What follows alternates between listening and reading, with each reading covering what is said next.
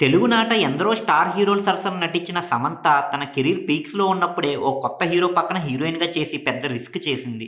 ఇంతకీ ఆ సినిమా మరేదో కాదు. వివి వినాయక్ దర్శకత్వంలో వచ్చిన 'అల్లుడు సీను' మూవీ. నిజానికి ఈ మూవీలో హీరోయిన్ అయిన బెల్లంకొండ సాయి శ్రీనివాస్‌కు ఇదే ఫస్ట్ మూవీ. అంతేకాదు ఆ మూవీకి హీరో తండ్రి మరియు ప్రొడ్యూసర్ బెల్లంకొండ సురేష్ దాదాపు 40,00,00,000 బడ్జెట్ పెట్టి మరీ సినిమా తీశారు.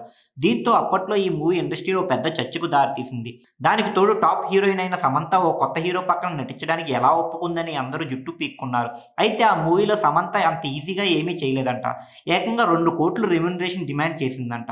దీంతో అప్పుడు 'అల్లుడు సీన్' నిర్మాత తెలివిగా ఆమెకు క్యాష్ కాకుండా తనకున్న ఫార్మ్ హౌస్‌ల్లో ఒకటైన సిటీ ఔట్‌స్కట్ ఫార్మ్ హౌస్ చూపించాడంట. సమంతకు ఆ ఫార్మ్ హౌస్ పిచ్చ పిచ్చగా నచ్చేయడంతో రెమ్యునరేషన్‌కు బదులు ఆ ఫార్మ్ హౌస్ రాయించుకుందంట.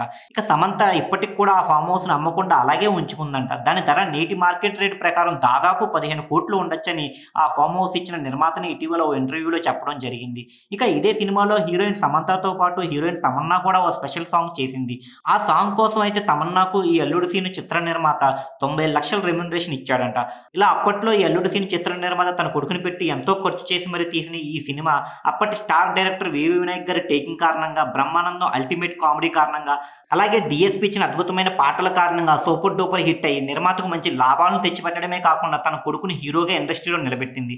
మీరు ఇలాంటి మూవీ అప్డేట్స్ మరిన్ని తెలుసుకోవడానికి ఇప్పుడే మా ఛానల్‌ను లైక్ చేయండి, ఫాలో చేయండి, సబ్స్క్రైబ్ చేయండి.